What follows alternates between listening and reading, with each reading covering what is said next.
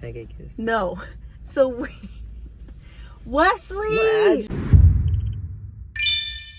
Making a movie is hard work, so I'm not just gonna... Welcome to a car movie review. Do you just want to jump my line? Yes. Car chaos. So we just finished watching the film Fool's Paradise. Bing, bang, bing, bang, bing, bang, bing, bang, bing, bang, bing, bang. Just let me set it up.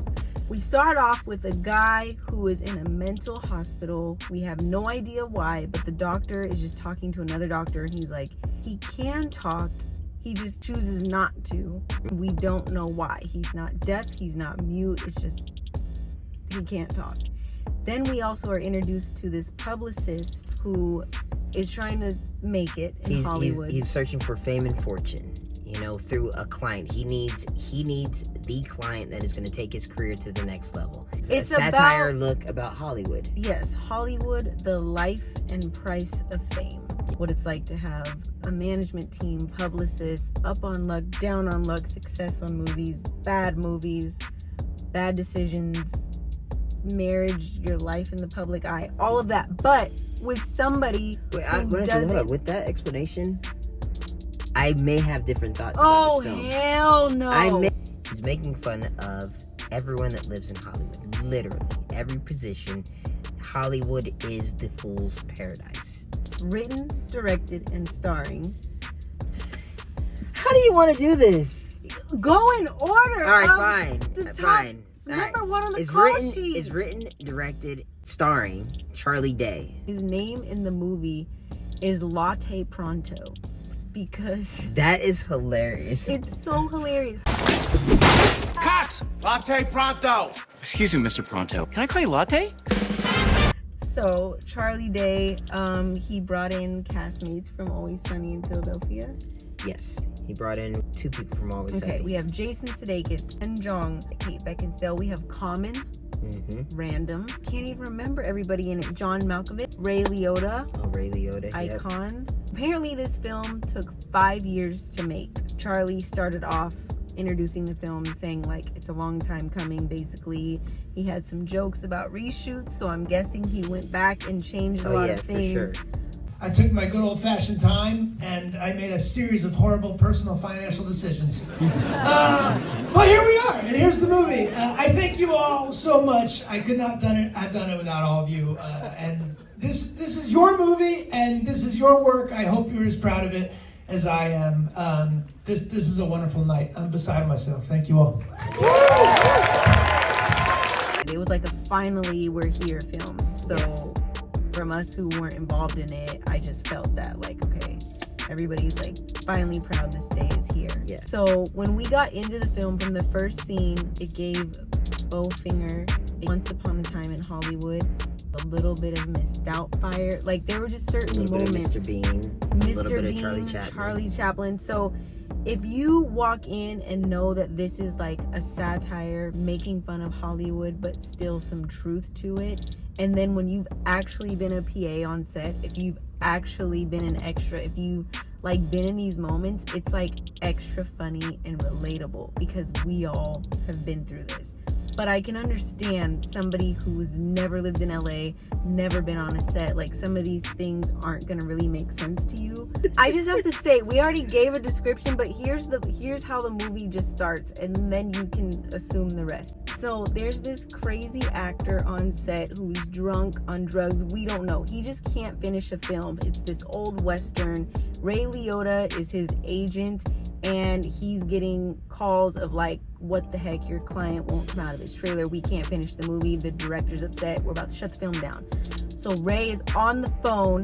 The mental hospital just threw out Charlie's character. At this point, we really don't even know his name. He throws him out onto the street. They basically send him what it seems like to go live on Skid Row, because they're like, the government's not paying for him, he doesn't talk, oh well. Yeah. Ray's driving down the street, sees this guy, he's literally a spitting image of his client. Ray pulls over. I don't even know how. Charlie's just selling oranges on the street with this little Mexican He just man. like this character. He floats through life. Yeah, he floats through life. Next thing you know, we cut to being on set. And Charlie is now replacing the character that is the star of the movie. Ken's character, who's trying to find a client, he paid security guard $5 to get on a movie lot. This is like stuff that could really happen. Like, he's always some sort of working actor or production. Let's just say he went to Universal Studios and drove on the lot. Here's some issues that I have with the film. Our main character, we never know what he wants. I had a hard time relating to him, rooting for him, figuring out like how there's gonna be a resolution for this character. Your main character always has to have a want, and this character didn't want anything. However, his manager, we knew what he wanted. He wanted a star client that's going to help him get fame and fortune. That was his drive the entire time, and he would do anything to make that thing happen.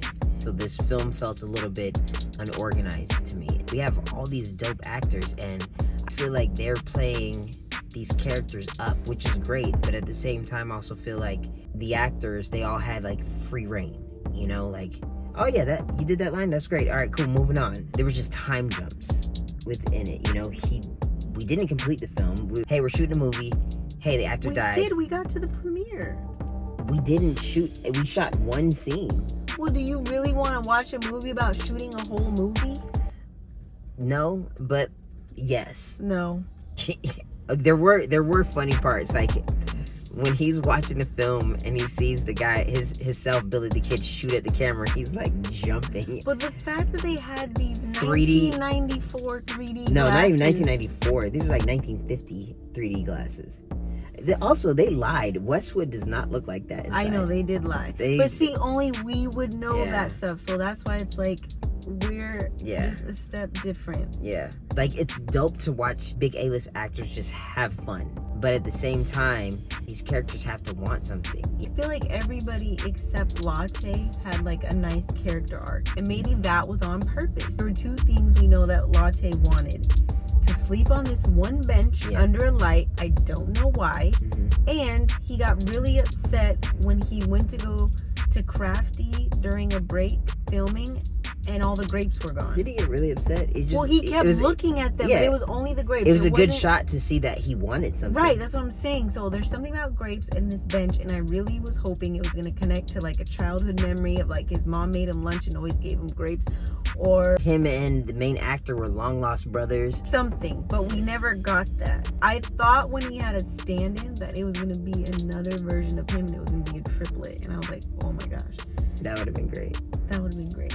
Although this was an adventure, I felt lost throughout it. I was like, what is happening? Why is this character just going along with everything? And why is everyone like... Latte pronto! Latte pronto!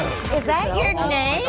Amazing. You and me are gonna do big things, pal. Mad respect, bro. It felt like a disconnected student film.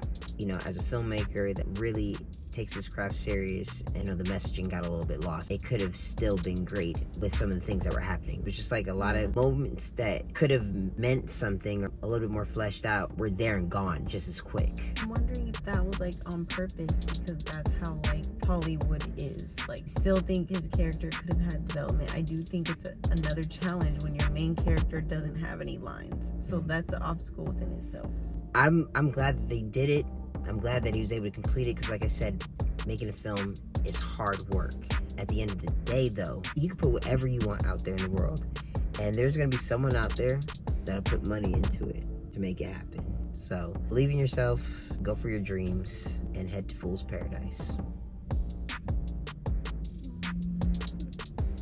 Did that bring it home? I don't know if you should head to Fool's Paradise. This is Fool's Paradise. I'm not calling it that. I am no fool. You're a fool. You and me. We need a rating system.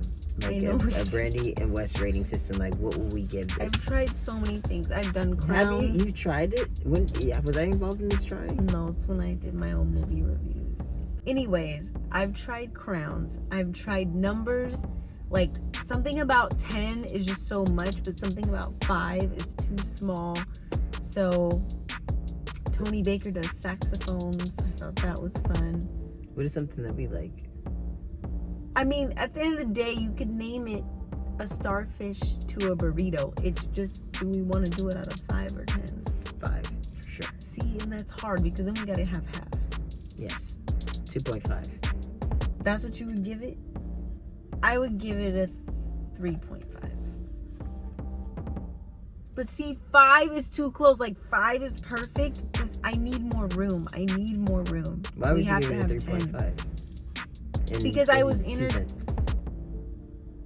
I was entertained beginning to end. It was funny, different, and refreshing.